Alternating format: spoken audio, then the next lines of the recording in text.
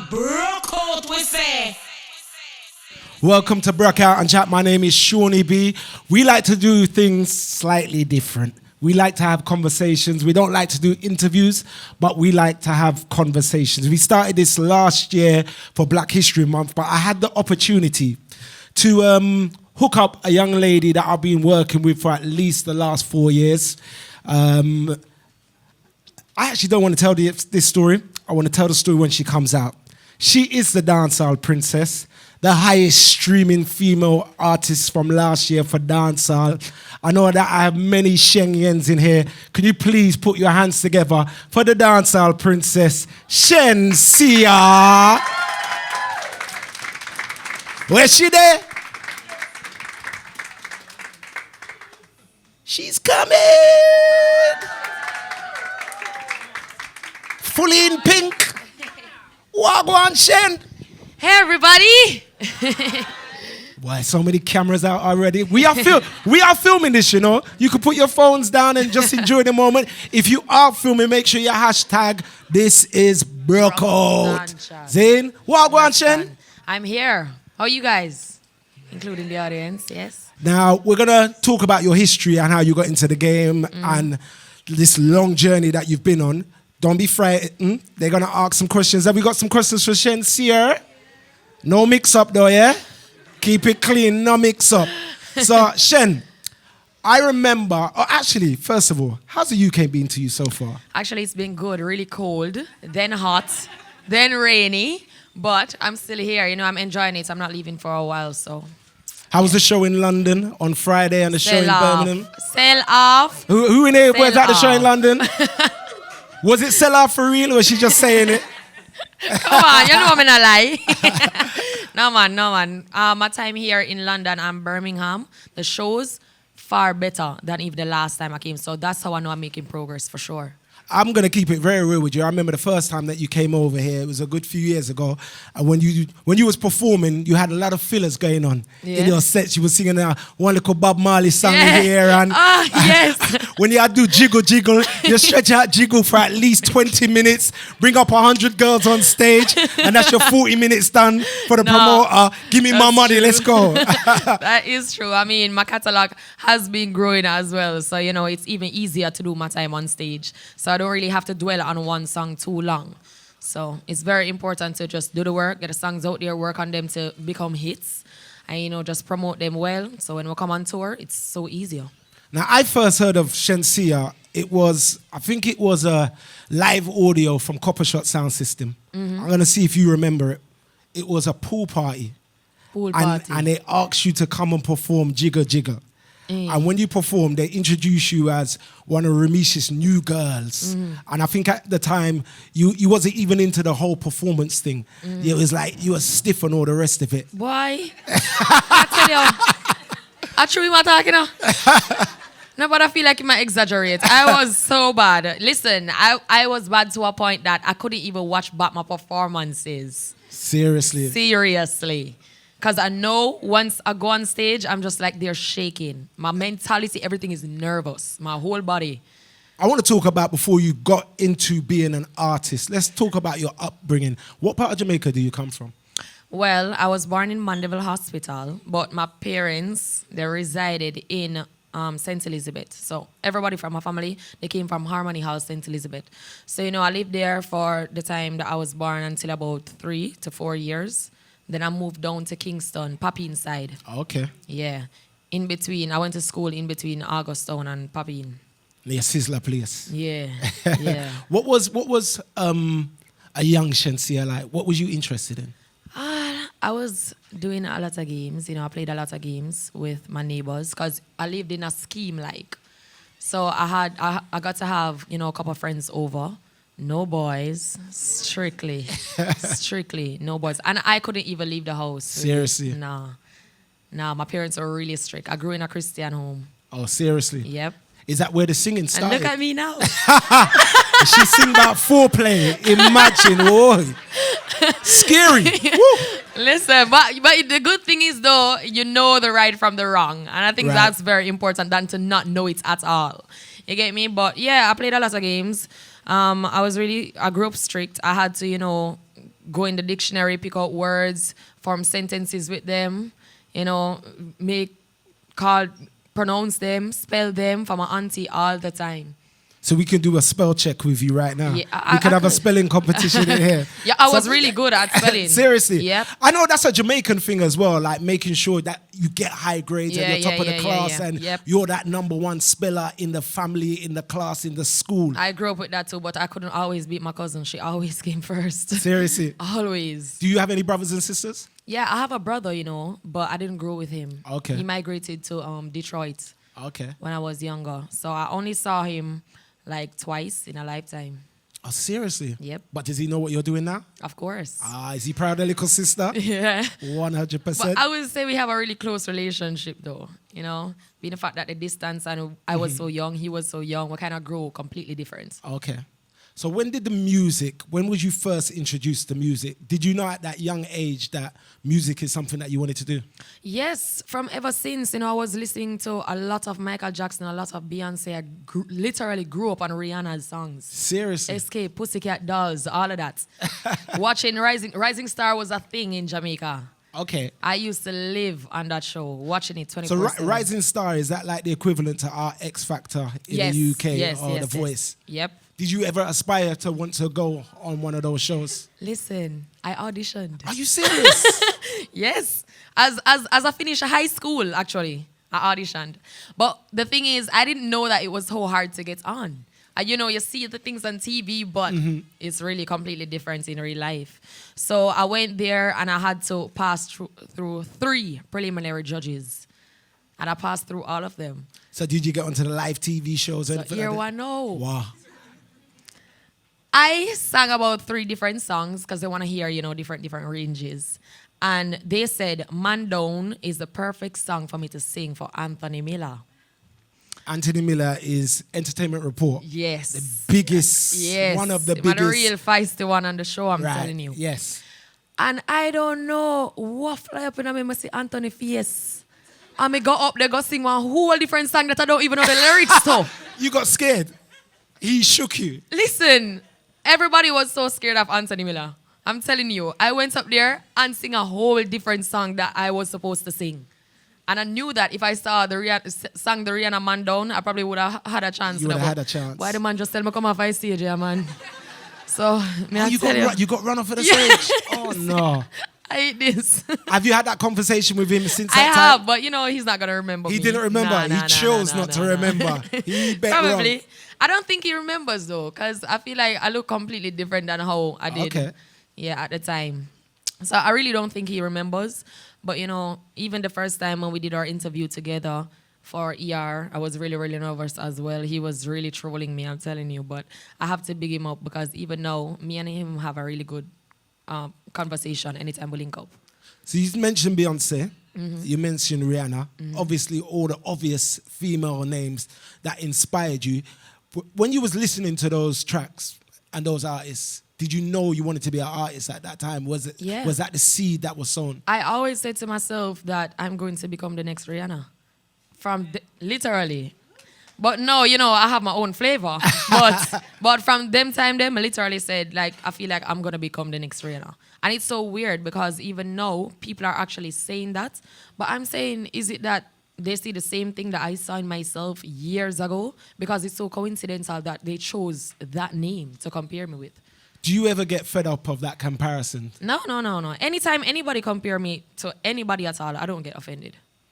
Now, what is strange to me, knowing that you grew up in Jamaica, you are Jamaican, the music, the culture is all around you, that I don't hear you mention a female Jamaican artist. No, man. Because when I grew up, you know, in my times, as I said, I grew up strict. I couldn't listen to dancehall music. Seriously? Seriously. But what's the difference between what Rihanna and Beyonce they must sing to? Yeah, because, you know, they will say they mask it. Okay. You know, them not gonna say skin out and BRUKOUT. They're not gonna say that. No. BRUKOUT, expression without repression. Yeah. We put a spin on it. Okay, thank you. At that time, they're not gonna sing that, even if they're singing about sex. I could not listen to dancehall music. Seriously? Me I tell you, it's real Christian family, me baptize everything. Yeah. So, may I be honest? We shouldn't laugh at that. We're meant to applaud at that. She got baptized. At that age, I didn't have any dancehall influences. I wasn't exposed to dancehall really. So when was you first exposed to dancehall then? In high school, that's when You broke out. Yeah. Yeah. I broke out with the expression. You get me? Because in high school, up to my years living in Elston Flats, that's a scheme. I had to move out of my house that we lived in for over a decade. Right? So by that time, I started high school. I just started high school. And then I had to move. So in that time, I didn't have a set home. Okay. I had to move around, catch up my uncle, then stay at the next uncle for Can the we next ask month. why? Because my mom, the financial situation, it started getting rough because we didn't expect it and it just came on like, yo, we got to move. Oh, damn. You get me? And it's not like we were paying rent or anything at the first house. So being the fact that, we have to look at, extra, wherever we can get some extra money for, start over living, that's the thing. It got really, really hard at that time, my time during high school. So, I had attitude too, growing up. So with my aunt, I would stay there for a while and then she's like, no, you can't take a behavior. So you're going over to your uncle in Portmore, then I went up to Stony Hill, then Golden Spring, then Hagley Park. So was you changing school every time you was moving around? Nah, I was just changing locations, not school. Like to go to Portmore is at least a half-hour drive to come back into town. So I have to be waking up extra early. And even when I was residing in Golden Spring, I had to get up like some real 5 o'clock in the mornings, even though school called at 8. Wow. Because we have to have devotion before we leave. But right after devotion, we find the BRUKOUT bus there. You get me? So was you one of them that was changing in the bus and all the rest of it? Nah. But I was one of them that loved music so much, I didn't take a bus unless the music was banging. Like literally banging. You have to explain to us, if you've never been to Jamaica before, explain what the buses are like in Jamaica. Coasters, that's a real big buses. Right. Not like JUTC, the coaster buses. Them full of pure color. If I catch your eye from afar, lights, and I'm talking about lights that you see on the trailers. Yeah, to show that we are coming. You get me? You see it rock from side to side and lean one side to the next. Music, buck. Did you have Sound a system, specific? bass, Did you have everything. a specific bus that you would wait for? Like, am I bus that? It depends, because at that time, you will have a set bus that's running for this week and it's at the hottest, and then one next bus come on the road next week and that get all of the attention. So what are the songs that you remember from the bus that make you say, I might sing that? Cartel, come breed me. Oh, no. May I tell you, I might sing that. Look how she's looking at you I like. said, breathe. No. Like inhale and Don't in say that, please, SHENSEEA. No. Oh, you never see her. She's sitting right in the front. She knows breathing, what breathing means. Inhale in and out. What are you implying?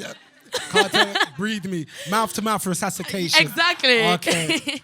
But yeah, that was one of my faves. So that's the time that I actually exposed to dancehall music now. Wow. Yeah, all of the spice them and the ladies saw heels on. You get me? Yeah.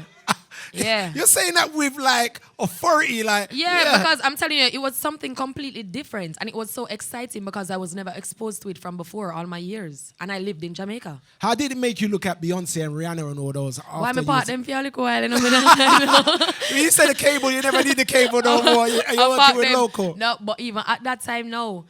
Being the fact that I had to move around, my family was so weird. We didn't even have cable. You get me? It was just straight internet. And it wasn't even Instagram at the time. It was strictly Facebook. I hear that. Yeah, no Facebook friend. So, you've got the interest for the music. When did you really start saying, you know something, maybe I can do this? Do you remember the first time that you was like, I'm going to sit down, I'm going to pen something, I'm going to write something? I tried when I was about in 8th grade, but I couldn't even finish a verse. I don't know why. I just couldn't write. So I said to myself, all right, how I'm going to do this? Because I want to be a singer so bad, but I don't know how to write a song. So is it that I'm going to have to depend on people or sing over other people's songs like what I've been doing for how long? Singing about Rihanna's songs and Oh, so all you that? had been performing in different places? No.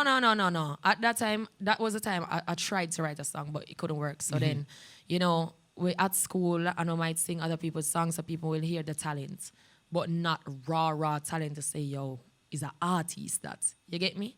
So I would sing 1 and 2 songs in the dome in high school, you know, or in church and the choir, or even solo when I was doing just a solo piece.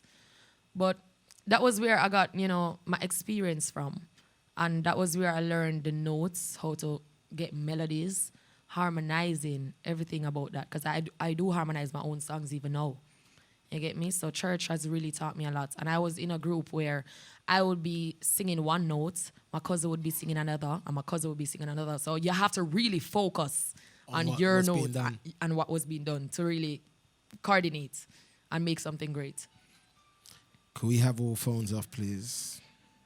I off our phone, I ring. And an iPhone, you know. A thunder. Head up on thunder. You all right, sir? Late comer. So we're trying to plot the journey. Mm-hmm. So you're at school now. Mm-hmm. How well did you do at school? Answer correctly now, got the baby. No. Right I did really well at school. For real? Yes, because I was one of those people. I was one of those students, as a matter of fact. You know, in every school, I feel like you have people that really want to be artists so bad. They're always on the corner, DJing or freestyling or something. But for me, I just normally just sing when lunchtime comes, before class or after school. Or if you have a free period or something. You get me? So I always focused in school because I told myself that, yes, I really love music, but I don't think I'm gonna, I think I'm gonna have all my life to do music and to learn music. But high school, I only one age. From 13, then you go 14, then you go 15, and you have to learn everything, you know, in that period. What did you want to be when you was at school? A singer, an artist. That was it? That was it. You never had a plan B? No, yeah, I had a plan B, what but was the plan B? To be a police officer. Oh! That's a great vocation! No, not you. I'm really rough and tough, you know. Not you to see me, so, you know, like literally, I said I wanted to help enforce laws, but that still wasn't the goal for me. That goal came about when I told my mom that, Mommy, I want to become an artist. And I was still in high school before I even got my CXCs. Start my CXCs, I told her that I wanted to become an artist. And they're like, no, not become an artist. Choose something else. You get me? So that's when I started saying, all right, what am I going to do now? Do you still hold those principles of wanting to become a police officer at that time as you are at this age right now? I have other subjects to become a police officer, to even show you. Seriously? Yes. But are you still in that frame of mind that you want to enforce the law? I'm only asking because I don't want to do nothing funny around you. I just want to make sure that's all.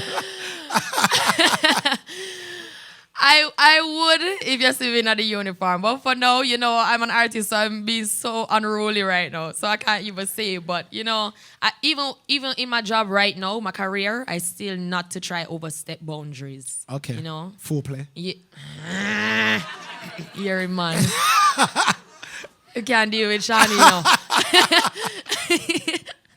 So, when did you first step into a studio? What was your first venture in? I first stepped in the studio literally after I had my son. I had my son in 2015. 2015? Yeah. How old was you when you had your little boy? I had him at, I think, 18. Okay. Yeah, 18, 19, 20. Yeah. So you had finished school? Yeah, finished school. Got your grades? Yeah. Passed with flying colours? Passed with flying colours. What was you doing when you left school then? I went to college. Because no, it came again with my parents. They're like, you have to study something. Yes. So they're saying, all right, you want to become a police officer. Even though you have all of your subjects to become a police officer, we don't want you to turn a police officer.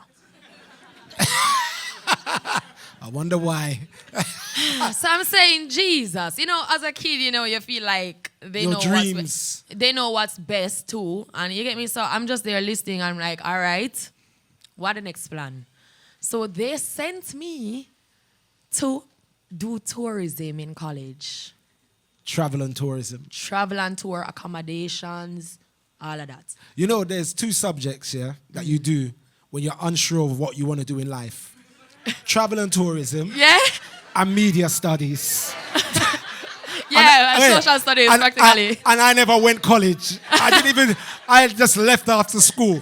But all of my friends, Travel and tourism Yeah. or media studies? Listen, may I tell you? So I went to college now, and the first year, because I was studying for the associate's degree. So the first year, they really exposed us to a lot of different fields for us to major in the second year. So I did a lot of cooking, baking, culinary arts, accommodations, the travel and tour, the flight attending thing, all of that, the laws of entertainment too. So then I said, but wait, I see them have an entertainment aspect, So I went and checked it out and I said that, all right, this look like it get close to music. So I'm going to major in entertainment. Right. But in the second year now, I didn't finish, but I started it. So what they were teaching me, I was like, no, not really this moment. I want to become an artist. But, they had us studying the laws, managerial stuff, entertainment management. Does this help you now in what you're doing? I didn't finish. I literally did like about 2 months. That was it? That was it because I had to drop out based off, financial issues. Okay. So I said that, all right, fine. Even though it's not what I expected, I was still willing to learn because I feel like later on in life, it could come in handy. And nothing beats learning something and knowing it. You get me? So it was morely about teaching you about music and how to handle it. And people can't go around you a certain way. That was it, but I still didn't get to finish. When you had your little boy, I forgot his name actually. Rogero. Do you not follow him?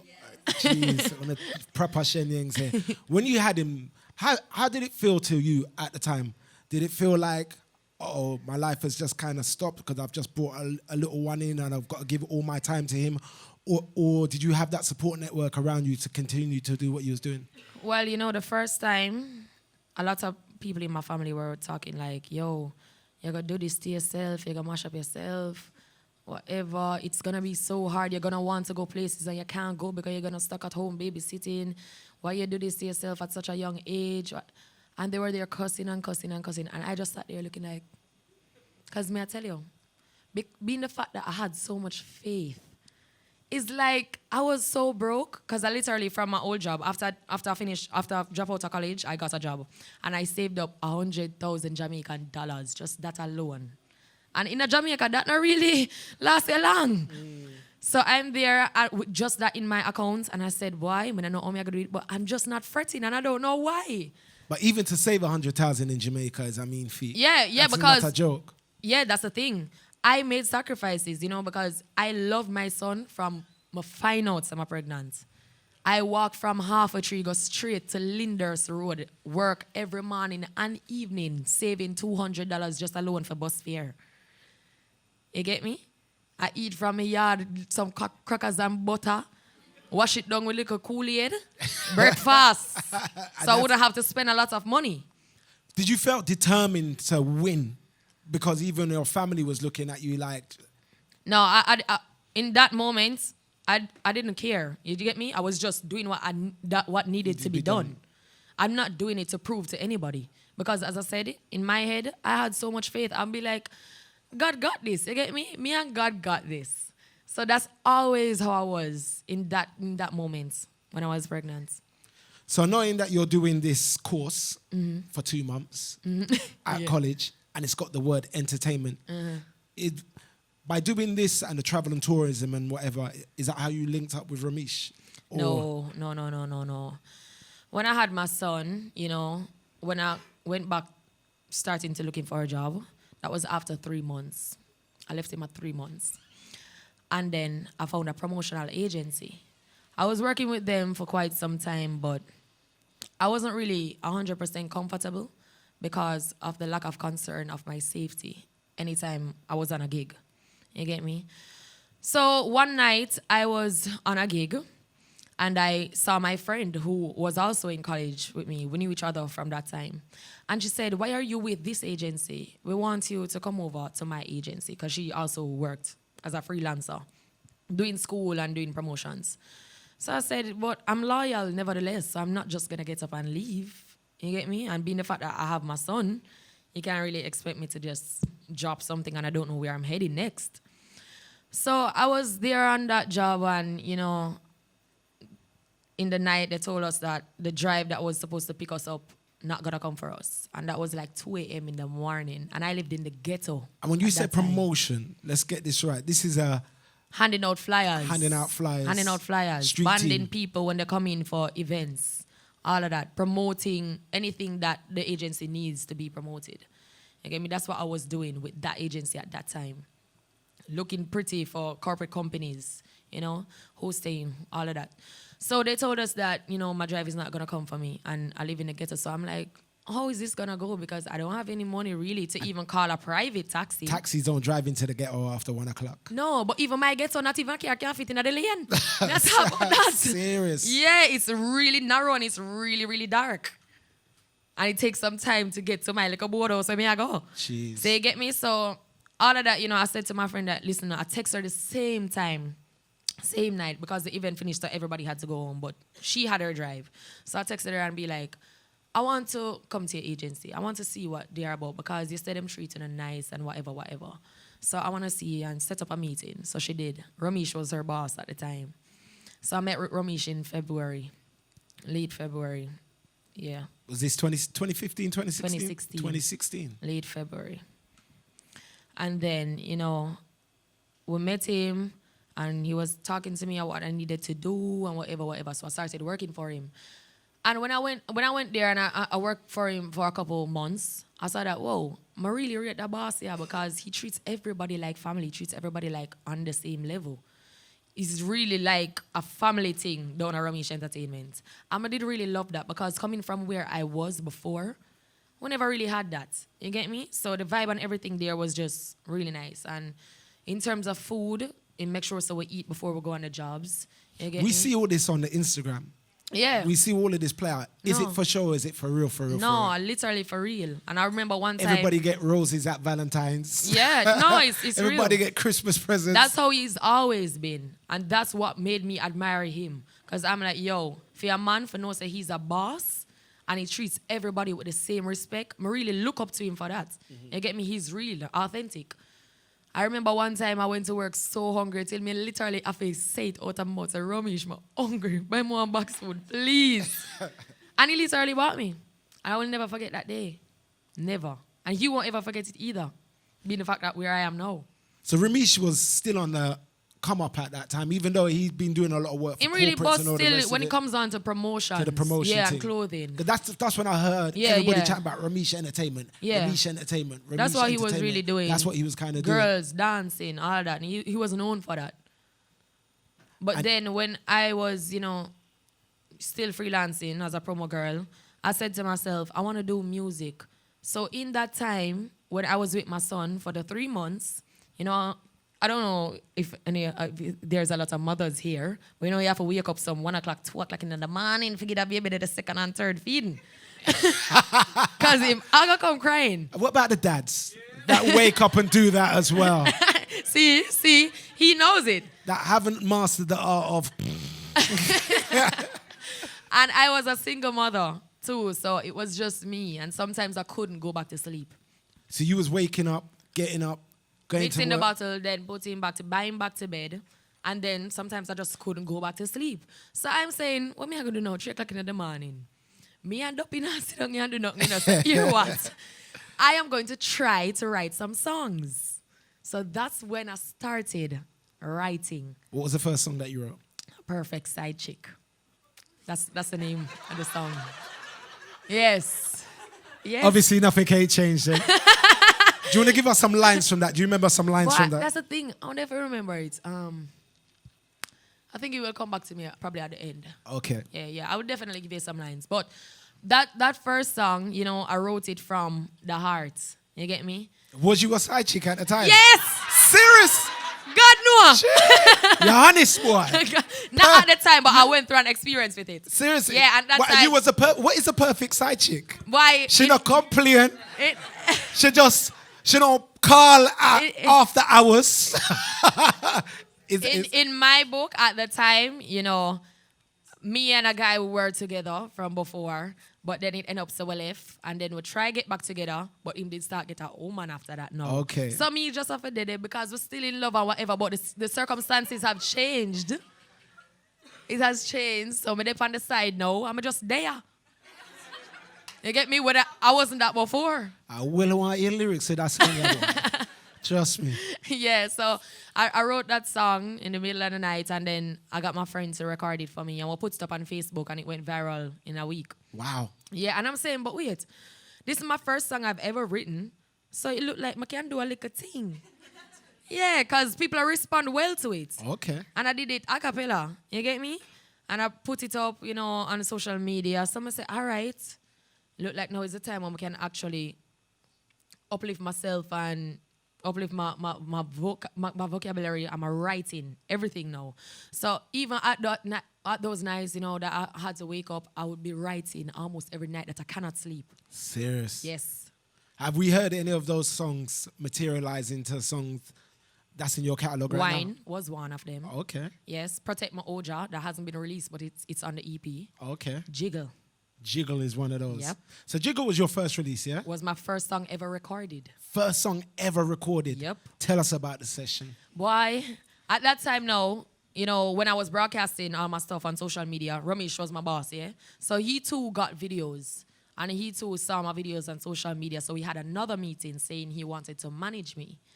So I'm like, all right, me have no problem still, because being the fact how I see you treat me and every worker that you have, I feel like we'll actually make a good team. And I don't have to hand out flyers no more. Actually, I still was handing out serious? flyers. Yeah, I was still working as a promotional girl even in that time. But he saw potential in me and he saw greatness. So one night he sent me the rhythm, Jigga Jigga rhythm, and I finished it the same night. I stayed up from about 3 a.m. to 5 a.m. in the morning. That was your opportunity. That was your chance. But I didn't know where it was going to go. That's the thing, because I didn't know Romish to be a music man. You get me? I just know him as a good boss. So I wrote my song and I brought it the next day and we started to record it. But being the fact that I didn't have any experience, it didn't go too good. I was dropping off beats. I was either running leave the beat, dropping off the beat, way behind, can't hold a key. So it was just really frustrating and I got so mad. But what? I came back the next day. I'm going to say, no, I'm not give up. Me had the beat again, though. I went in the studio the next day and I got it. You have a very determined spirit, it sounds like. Remember, too, I see a son by my side now, too, Before, I didn't really go for the dream even after college because I was so shy. But when I had my son, may I tell you, it's a different confidence. It's a different bravery. It's either I'm going to go out there and say, yo, if you don't like my son, I just saw it going on. Do you remember where you were the first time that you heard Jiggle? Yes, in the hair salon. 7 pull-ups it got from ZJ Grow. Yes, me remember was you everything. rocking out in the hair salon? Yeah, Jiggle that one. You hear that song there? I mean that, I mean that, strictly. 7 pull-ups. What was the rise from there, from that song? Because obviously Romish is a very influential character in the streets, and he's definitely you was part of that team working the streets. Yeah, well, they still didn't know me. It was just like kind of a bit like an opening, because some people, they would hear the song, but they couldn't match a face to it. But before, Romish used to bring the track around, before it even got on radio. He let all of his artist friends, his producer friends listen to it, and they're like, yo, it's full of lyrics. We like the song, whatever, whatever. Then he showed them a picture. They're like, nah. Hot girl. Yeah, she didn't sing this song. Can't work. Because, if you guys know Jiggle, it's kind of really rough, raunchy. You get me? And then, this young brownie, them now put the face to it. So even then, I was still doing promotion because nobody knew who I was. So I was there still doing bottle service with Romish at the time, doing Dream Weekend. All of that. Yes, and Jiggle play, and them even know I say a little old me. I sing the big song. You get me? So I was still doing promotions and everything, and then, remix. Young Emma got her song, yes, and I remixed that as well. And then we put out the video. People start say, all right, Romisha push her real hard, so they start getting familiar now. But not 100%. It was probably about like 50-40% still. And then Ludi came about. With Mr. Kartel. With Mr. Kartel. And that song there. And even when Ludi came out, I said him still. You're very slick right there. Right, it's true. He's very slick right there. They didn't really know my face still because it was just the audio that came out first. Okay. But the song was really big. When you... Romish is a very persistent character. He is. When he wants something, and he knows that it's going to work. In everything. What was the plan when you sat down with him at the very beginning? Well, I think it was... Or was there a plan? Nah, we just said to ourselves that, yo, we're going to do this. We're going to take on a whole new venture. It was a new venture for him and it was a new venture for me. And he was doing music from before, but I think he kind of break it for a while. Mm-hmm. So with me coming, he had Ding Dong there before, but Ding Dong was, doing his own thing in the studio. Was it kind of scary to see the way that somebody had so much... He believes in you next level, like next level. Did that come with a certain level of responsibility from yourself? Actually, no, because I was so determined. I felt like responsibility are not me just I forgot hard regardless. You get me? So it wasn't just say, yo, Romish put all him faith in me, I forgot prove him right. No, sir. Me have to prove it to myself, brother. Me I got there now. Me I got there real hard. What was your family saying, knowing that? They didn't believe me that I was doing music. So what was the response when they heard Jiggle? My mother never liked it. Oh. My auntie never liked it. Seriously? Remember, so Jiggle is kind of raunchy too, Yeah, what about Ludi then? Yeah, you get me? They never Even the like videos. Never like it at all. Mommy don't watch the videos. My then. granny. What? I grew with my grandmother at the time in St. Elizabeth, and I used to go to her, when we were living in Elsa Flats for summer breaks. Because my granny, I love my grandmother, Me and my grandmother really, really close at that time, because now she migrated as well to Detroit. So, yeah, she really didn't like it either, because she was really one way would have pulled me to Pentecostal church at sunrise. How did you explain it to Granny then? I just told her, I've always been outspoken. That's the thing. Right. I've always been blunt. Always. So I just tell them, say, yo, this may I do. How do they accept it now though? My mother now tell me it's the 3-inch her favorite line. So you must know. And that's from Foreplay. So what has made her change her view? Because she see the success now. She see, money I run. I'm tell her all the time. I I tell her all the time. She see it now. She sees that when I'm on the road, everybody give me a really positive response. She see how my little shengings them, I forward up, give me words of motivation, words of kindness, everything. And she's just here smiling now. That's a beautiful thing. Yeah. So knowing that Kartel was your artist from the first time that you're jumping on the bus and you're hearing that song, Come Breathe Me. Breathe. Breathe, come breathe me. So knowing that Kartel was an artist and you've got this song with Kartel, what was the emotions that you went through? Why? To be honest, when I did that song, being the fact that, Vybz Kartel incarcerated and everything, and that song I did it from a long time. And the producer link Romish and say, yo, we like the sound of your artist. We want to put her up on it. I really was just excited that I was on a track with Vybz Kartel, I didn't know that it was going to bust that big. Yeah, we know it's a cartel, but me never expect it to reach so far. You get me? So I just did the song, do what me did for do, quick and fast. Did you not put no extra work in it? No, you say it's Kartel, got a world boss. No, man, that's why I put in. Your that's why I opportunity. put in some punch lines as well. Because remember, I said I modify some of the lines and change up some of the lines completely. Okay, and change up. Yeah. Oh, so he had written, because I know that there was a little bit of controversy over this song and everything online. So you tell us what happened. He wrote the song. He wrote the song. Recorded it. Okay. So unique. So unique had the song. Yes. And they sent it to me and said, yo, we want you to do over the song. You don't touch the chorus. Just do over the verses. I said to Romish, say, because some things were repeated as well in the verses. Right. So I said to Romish, say, I don't really want to repeat nothing, I want to put my own touch to it as well. You get me? So I come up, I change up some of the line them, what it jack clap like convention, all of them, me put in them things that come here to say, yo, this I forgot well hard. But I didn't know where it was going to reach because, as I said, it's my third song. You get me? Me never expect for bust so fast. So did Kartel have to clear the song before it went out, like, with the changes? I don't know if he even heard it before, back after, because I know, him and So Unique, I think they had a little some issue. Yeah. So I didn't know what the politics behind it was. I just got it and did my thing with it. So that was a song that really launched out in Jamaica. When the video dropped, the visuals was like real good visuals as well, real good quality video. How did that change your life day to day in the streets of Jamaica? Was you the little boardhouse girl still? Star in the ghetto. So you were still living in the ghetto? No. Oh. At that time, star Real in star. the ghetto. Me I tell you. Because that's how, when the audio released, me I say, yeah, people know the song, but them still can't put a face, really. But when the visuals came out now, them are like, yo, you know the bee who live on the road? And she sing that song, yeah. Could walk, got the road, because I used to walk go out on the front and buy some box food. Couldn't do it again. People not stop calling my name. So I say, all right, look like this, a fame, you know. Want to say people, I just so we don't know, famous. Did it all change for you off of the back of that song, would you And say? I was still doing promotions, nevertheless. You were still out Yep. there handing out flyers. Yep, So you're handing out the flyers. Oh, you had the girl who sing with Cartel. I remember, DJ Frost had to be the one say, yo, Romish, you know, make the beat stop the promotion. Are you serious? Is that because you? I didn't mind as well, because I loved my job. Because I did so well. So you was getting double money. Money for performing and then money finding out Even flights. didn't really start performing yet. Because the song's so big, really and truly, it just take time to spread it way across Jamaica and over the Caribbean.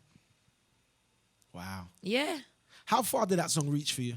Boy, the first place I came to perform was England. So, it reached real fast. Yeah, the first time I ever got on a plane. It was to come Seriously? The England. first time you jump on a big bird? England, You come? Talk truth. Well, For far over 6-hour flight. I'm proud. Yep. I'm here to tell you, on that whole I didn't 6-hour know that. flight, I didn't even sleep. Come here, look outside and say, yeah, wagwan. Cloud. I'm up here. Romish, let me said me, I dead with sleep, but I don't sleep because I was so excited. It's my first time going on a flight. What was your first feelings of UK when you touched down here? Cool. Like now? Cool. You always come at the wrong time of the year. Why? Why? It was really, really cold. I mean, the fact that I come from hot Jamaica, I never really experienced none of this before. When I step down, I say, yo, literally, I could have just stay in my freezer. It is cold. It's really like a freezer in the whole entire atmosphere. So I'm trying to think, what show was that you came for? I don't remember, I really have to go back to that. I don't remember, but I know we did a lot of interviews. You came by the studio. But Yeah. that wasn't the time. No, it couldn't have been the time that you did Carnival. Somebody No, asked. no. Who was the person that asked? No, I think when Carnival you're was my second or third time Yeah, that's here. what I'm saying, yeah. Back, yeah. 100%. Yeah. I don't remember the very first show, but I definitely have all the pictures so I can really go back and find Now, it. answer correctly. Do you have the best Shenyans in the UK? In a way, in the UK, what a man I put me on. I have the best Shengengs, period. Listen, okay? My supporters are really, really crazy, and I really love them. And you can tell because almost every single thing I post on social media, yes, the Shengeng on it. 100%. That's how much gratitude I have for them. Because this is the first place that you came to. Do you have a special love for the UK? I have quite a few experiences with the UK. Go on. My first time, Yeah. coming to the UK is my first time ever traveling. Right. And my first time when I actually broke out a shyness on stage. Because remember me actually say, shivering, mentality, everything was in Birmingham, UK. And from that time, and I did Birmingham Is it because show. they made you feel so welcome and so comfortable? Yes, that was exactly it. Because I did the show with Dexter Daps. And I was there behind stage saying, yo, what me I go do? What me I go say? I remember that I really show. Dexter But that Daps wasn't the them first come time by that you came here, though. No. I was just about to say. No. I'm talking about When you're performing Brukout. wise. Yeah. Me I say, yo, them people are come for Dexter, You get me? So I was really still nervous. But when I went out there, every single thing I said I was going to say just flew out my head. And I started to bring out my true personality on the stage. I start say things I never plan for say and I get forward. But me body, man. It wasn't planned out. It wasn't. Because sometimes I used to be able to hear in your head, now I've got to say this, and now I've got to do that, and now that I've got to move on to that. Did you ever, was you one to stand up in practice and say, to build your confidence when you was growing? How did you build that confidence? No. Oh, well, entirely Yeah, as a person, overall, I was yeah. always confident. As Okay. a person. But for the always stage, confident. for But the for the stage, stage, yes. no. How did you build that confidence for the stage? That's the thing. I'm telling you, from It the just warm came. welcome Just the that warm they welcome gave me alone. in Birmingham. Because as I said, I was always confident as a person. But on the stage, I've always felt like I had to overthink what I'm going to do. Because so many eyes looking at me, I have to watch every single thing that I'm going to say. You get me? So it was that warm welcome that I actually released my true personality on the stage. And it worked. So from that, every single show I did. What's the just for most myself. enjoyable time that you've had in the UK? The one thing that you enjoy doing when you come here? Going to Little Ochi. I don't know if you guys know that place. But Where's the the food? You're craving, you know, Shed. Yeah, me very craving. No. Is she craving? Like, she very greedy. No, people who really love food, they can't say them craving. No, everybody love food, right? All right. Where's Little Ochi? That's a very big plug for Little Ochi. I don't know the exact location, like which area, but I know it's in London, though. It's Big up Brixton. Big yeah. up South London in the place. Nah, Are you Little doing the video Ochi- for them right now? He's going to get free food every time he goes back in there. Respect, Bridget. Respect, Bridget. Little Respect. Ochi is the place, I'm telling you. Now, somebody asked about, who was it that asked about Carnival? She was going to be performing in Carnival. It was you. You missed out at Rampage. What year was it? 2000 and... Where are we now? 2020, 19. I think it was 18. Yeah, 2018. Ah, see? You don't go Jamaica It was for 2018. Carnival. Was it 2017?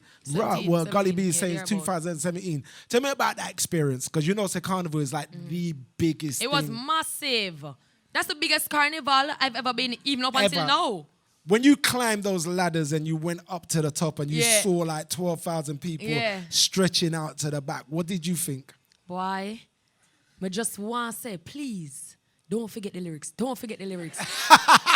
Sometimes it reach me, no. I'm telling you. Like, I'll be on stage and forget my own lyrics. No.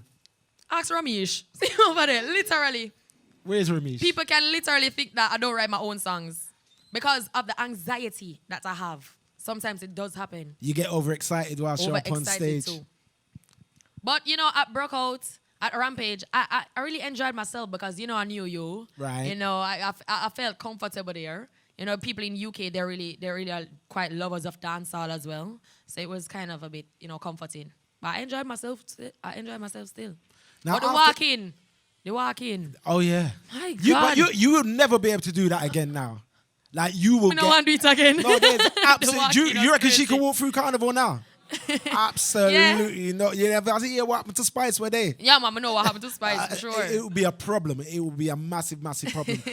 So when you've gone back to Jamaica now, obviously from 2017, everything has just been rising. Yep. Rising. What is the kind of work that you have to put in? I know, big up Romish over there. When it comes to management, most probably one of the number one managers in Jamaica puts it in for the team.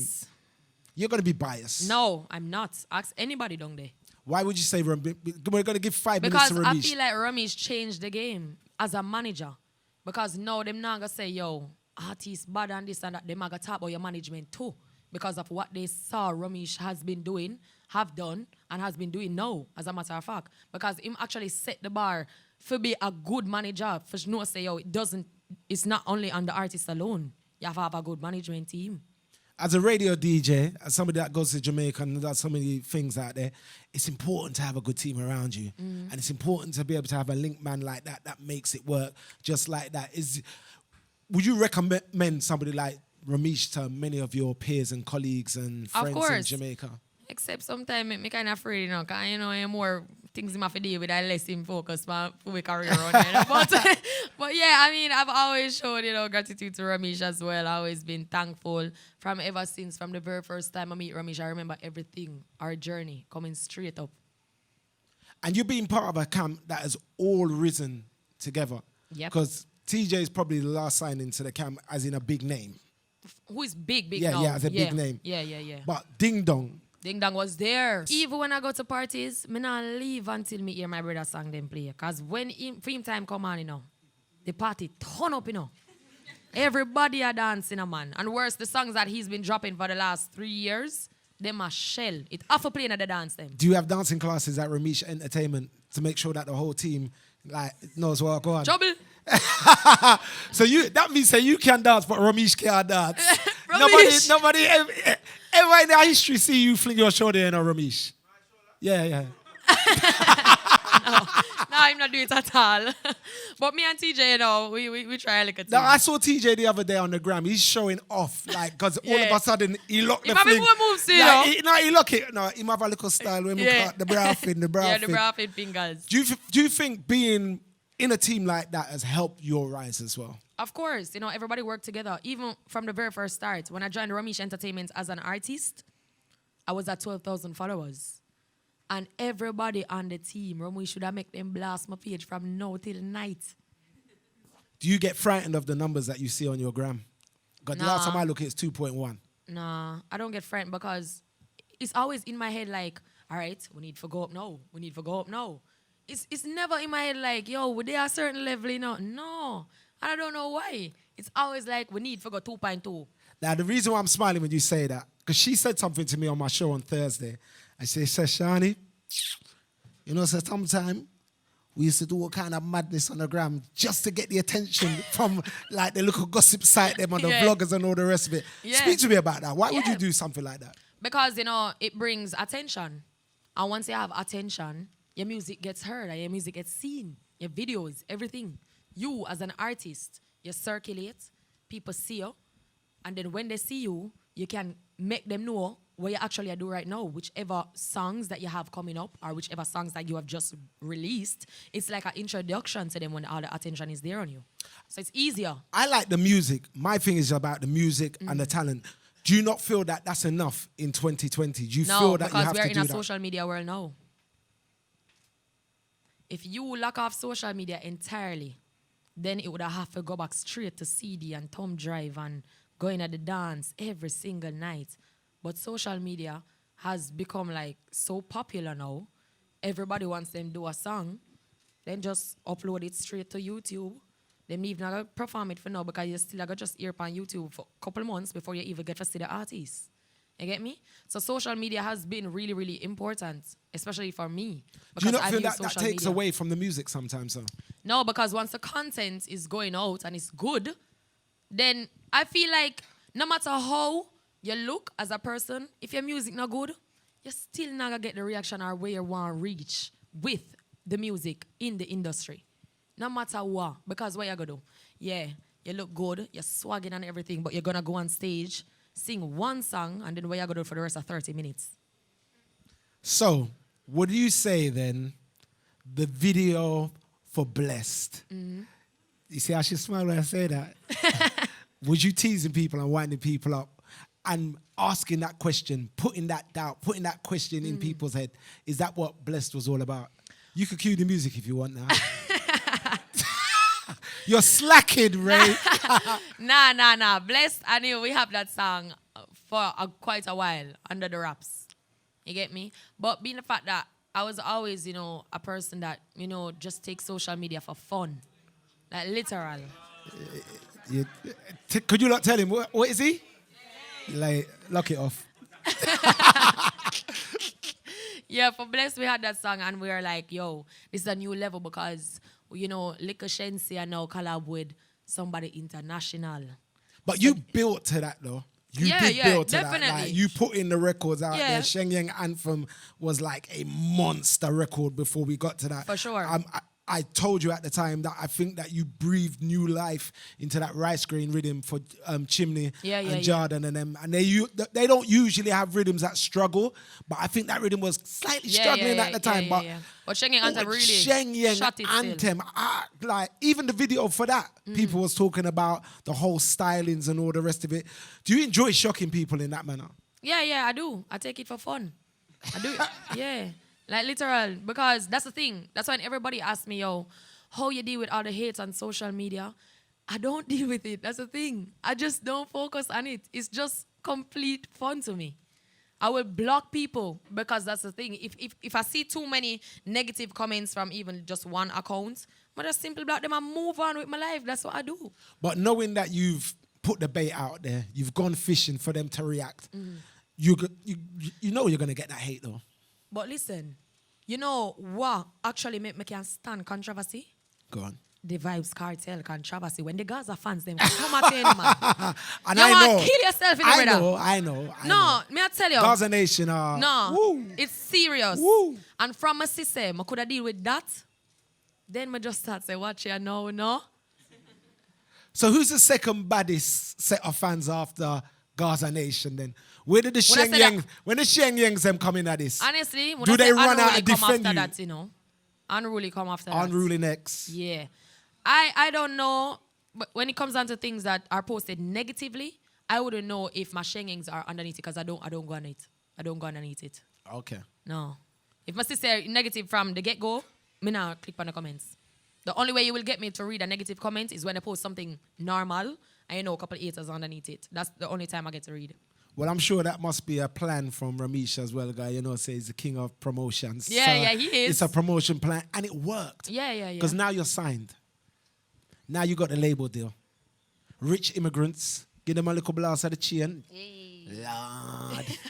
Rich immigrants. Rich Interscope immigrants. Records. Interscope Records. So you got Rich Immigrants chain.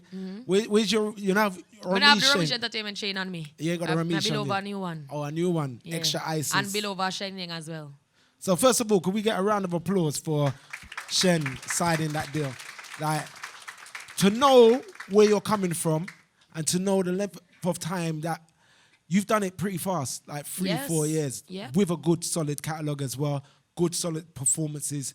You've put yourself in that marketplace. What does it mean to you to be signed to a major label? Does it really matter that much in 2020 to be signed to a major? If you want to go international, I would say it does matter because the world is a very big place. You know, and I like Jamaica where me and Romish and the whole Romish entertainment team can actually have our own section. You get me? Jamaica's small, we can drive, go way over this and promote. If you're going international now, you have to be looking at different countries that you want to get your music into.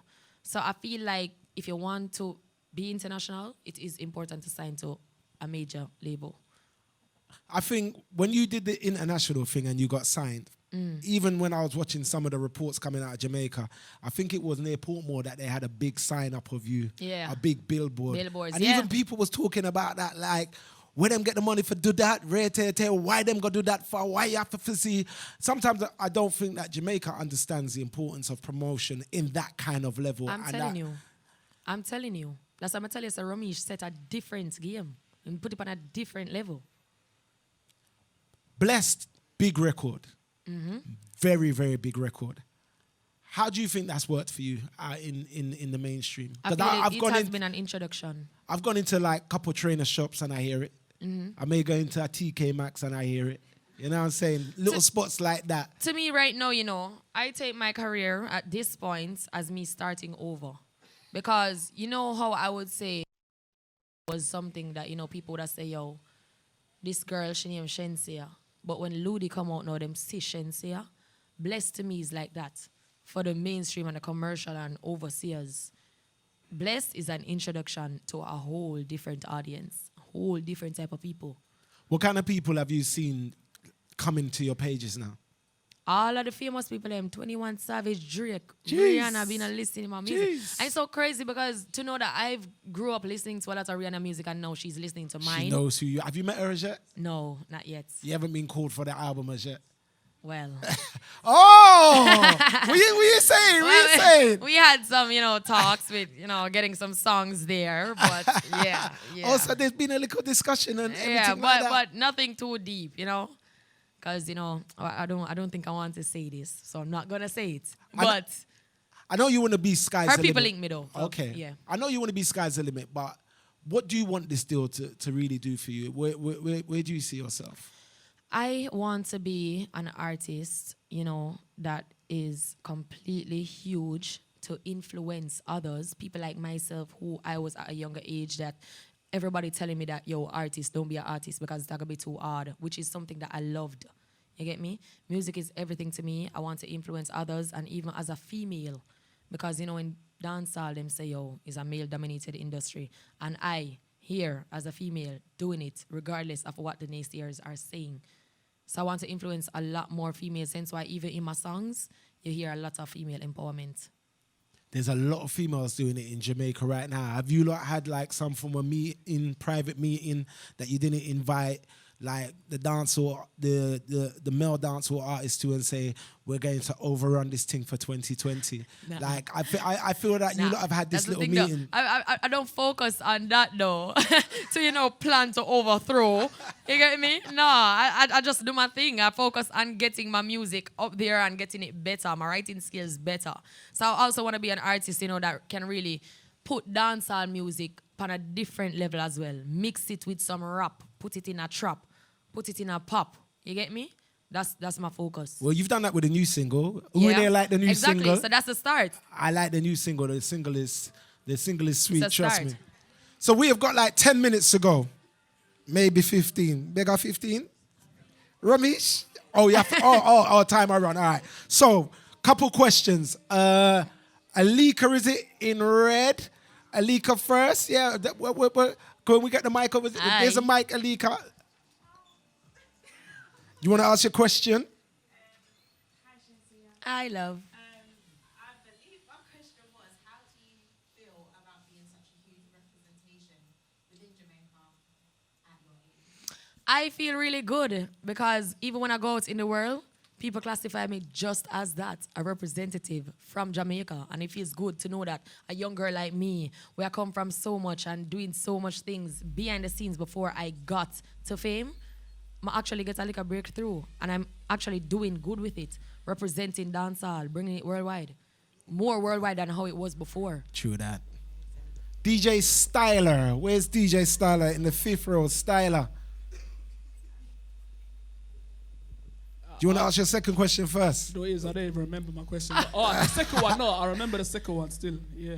So the second one is, are you single? Asking for a friend. I'm asking for a friend. You remember the second question? Yeah, no, I'm asking for a friend. I'm asking for Nah, a friend. I am 100% single. All right, cool. All right, cool. I'm going to ask you a question for you. The reason why I've done this like that, because I had a mix up with Una, So I'm making sure I've got all the questions. How easy is it to balance mum life and work life? What are the challenges that you face? It's easy because I don't put on a front about it. I showcase them I have a youth from before we even got deep in the career thing, the music. Showcase, make everybody know from start, some have a youth. And it's easier because of technology. Because every time I'm touring, every single day, I talk to my son via FaceTime. So. Amina, where's Amina? Hi, Amina. Do you remember your question? Yeah, I'll pass that to her so she can ask the question herself. Can you read your own handwriting? Oh my God. Okay, so will you ever collab with any female Jamaican artists in the near future? Of course, I want to do one with Spice. Jeez. Yeah. How come you haven't done that already? Because when I go time, around you by know. Romish Entertainment, Spice is just in there. She's like, Shani, put away your camera because I'm not. you're just here with the family. Put no camera, no interview. I'm not and there you're when just she's chilling. there, though. But I saw you both in there the last time. You remember when she was doing the birthday party? That was about 2 years ago still.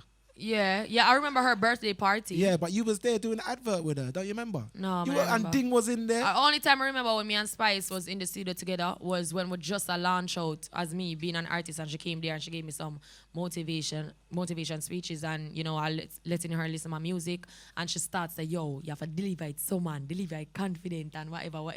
You get me? But apart from that, I don't remember having a time where we can actually have time to do a track. Because you're She's both so always busy. touring. She's always touring for her. Yeah, and I'm always touring. And then when she did Jamaica, I'm out in the world. Could you promise us that for 2020 though? Do we want that promise? Yes. I think it's good for dancehall as well. Just to see her with Sean Paul. As I say, I don't know what me really know, so I'm not gonna make a promise what I cannot keep. It is, in the talks. Okay. But we can't gonna know if it's gonna be released this year. Okay. That's what good, I can say. Good. Yes, Cat. Where is yes, Cat? Do you remember your question? I tried to. Hi, SHENSEEA. Hi. Hi, Shoni. Hiya. Let's see if I can remember. Being on a social active on Yeah, that's it. Being so active on social media, like I'm sure everybody in here is on Instagram and everything. How do you deal with the foolishness sometimes that you get in your DMs, the mentions you must get, the tags? Oh my How do you deal with God. that all? I feel so bad when it comes on to mentions because the fact that I can't repost every single support I've been getting from people that have the time up to even video a song that's playing with them even jamming to it, them just snapping that my music is playing somewhere. I feel bad the fact that I can't repost all of them. So that's the only thing. But I do go through my DMs and I answer. Yeah, not everything. If I don't see them, I can't answer them. But I do answer DMs. Yeah. Three more questions, Romish. Three more quick questions. I'm all right, man. Westwood, I'm a boss. 3 more fast. Tell Westwood you was with me. He's all right. He's all right. We're pals. From last year, me and Westwood are pals. That. We're pals. All right, cool. 3 quick questions. I got a good one here from Dion on the 5th row. Dion, do you remember your question? Let's get the mic over to Dion.